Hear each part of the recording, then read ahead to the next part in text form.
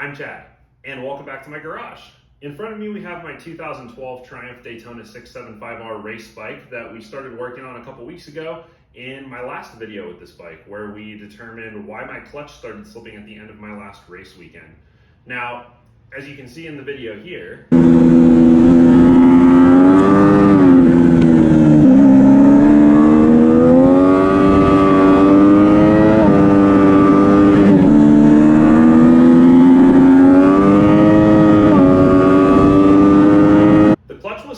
pretty bad under acceleration, especially as I was getting on the throttle hard, exiting out of corners. This was also reducing my top speed on that long back straightaway by the end of the day. So knew something was going wrong here. In the last video with this bike, we took the clutch pack out and inspected it, found that the plane plates were bluing and very scorched, indicating that there was excessive heat buildup there, causing the clutch to slip. So those were worn and trashed.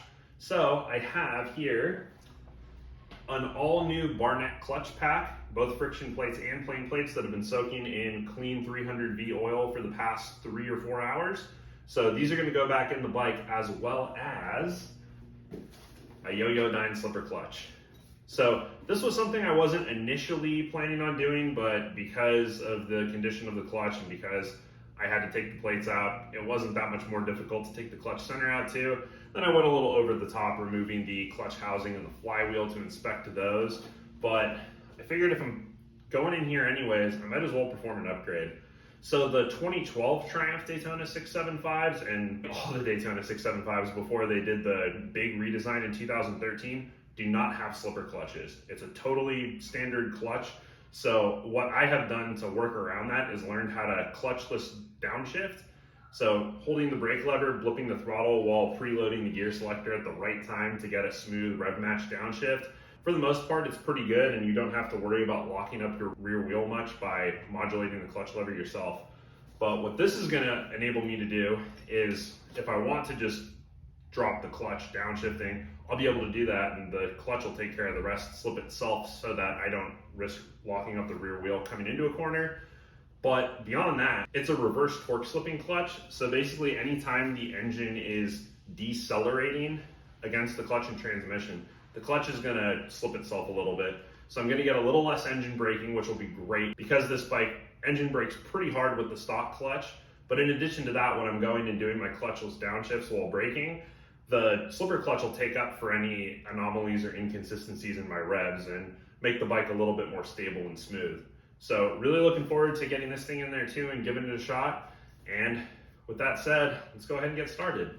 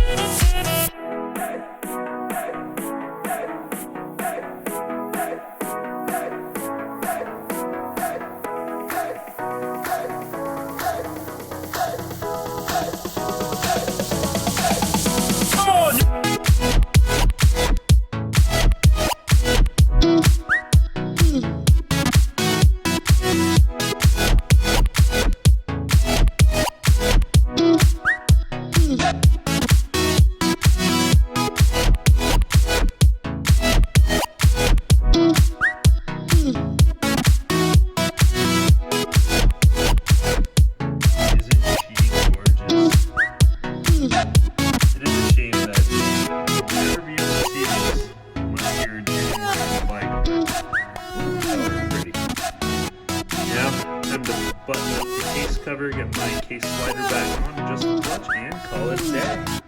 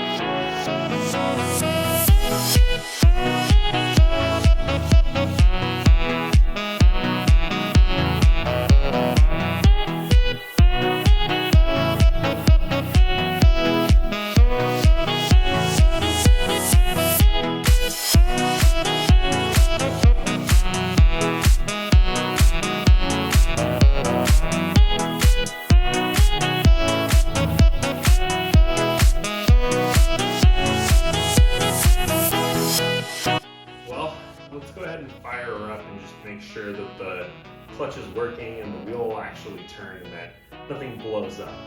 So with that said,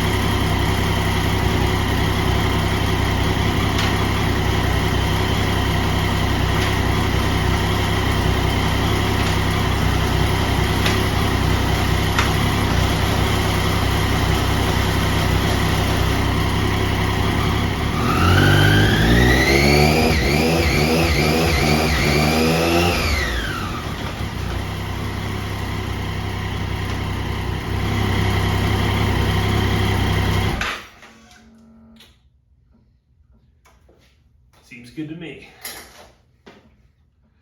And there you have it.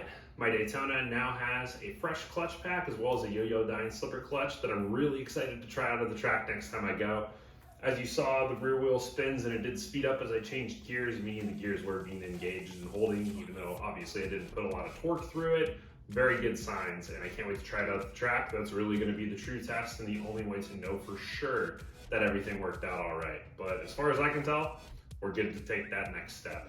So I'm gonna go ahead and leave the bodywork off because there's another couple maintenance items, just minor little things that I wanna take care of before she's ready to race again. Gotta re-safety wire a couple things, but with that, I think it's time to wrap this one up. So thank you so much for watching. If you enjoyed this video, be sure to give it a gentle little click of the like button. Consider subscribing if you'd like to see more of what it's like to be an amateur motorcycle racer, racing in a club and having to take care of a race bike.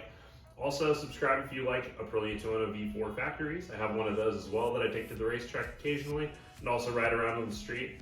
And I also have a Yamaha WR250X Supermoto that I like to clown around on. So videos coming with that bike as well. Drop a comment below. Have you ever done a clutch job on your bike? And if you did, how did it go? Ever installed an aftermarket slipper clutch? What do you think about it? So that's gonna do it for me today. Thanks again for watching, and I'll hope to catch you in the next one. Until then, later.